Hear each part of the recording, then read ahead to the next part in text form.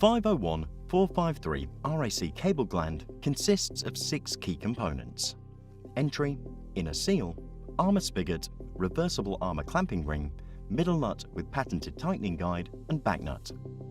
This dual-certified cable gland is designed for use with all types of elastomer and plastic insulated cables, including all types of armour and braid.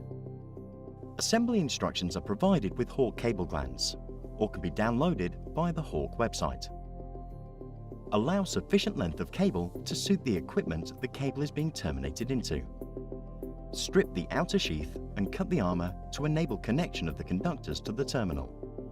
Remove a further 20 mm of outer sheath for cable glands OS to C size and 25 mm for C2 to F size. Slide the back nut, middle nut and armour clamping ring onto the cable.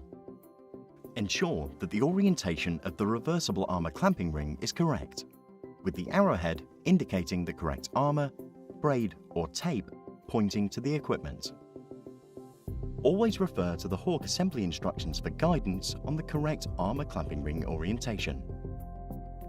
Tip: alternative rings may be required if the cable does not fall within the RAC's standard clamping range.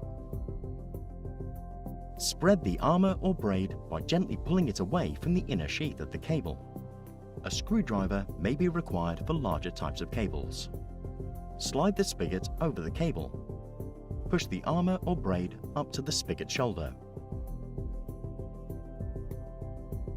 Slide the clamping ring up to the armour or braid by hand. Ensure the inner seal is removed from the assembly. Slide the entry over the cable. Slide the middle nut up to the entry and hand tighten. Support the cable to prevent it twisting. Grip the entry with a spanner or wrench. Use a second spanner or wrench to tighten 1/2 to 3/4 of a turn. Unscrew the middle nut. The armour clamping ring should now be locked in place. Visually inspect that the armour or braid has been successfully clamped between the spigot and the armour clamping ring. If it isn't satisfactory, repeat the previous step. Remove the entry and refit the inner seal, ensuring that it is correctly seated in the entry.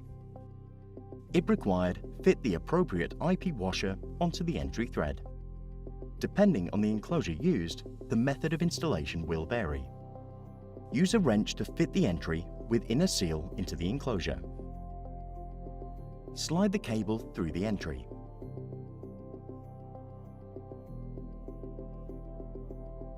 Hand tighten the middle nut to the entry and, with a wrench, add 1 to 2 turns until fully tight.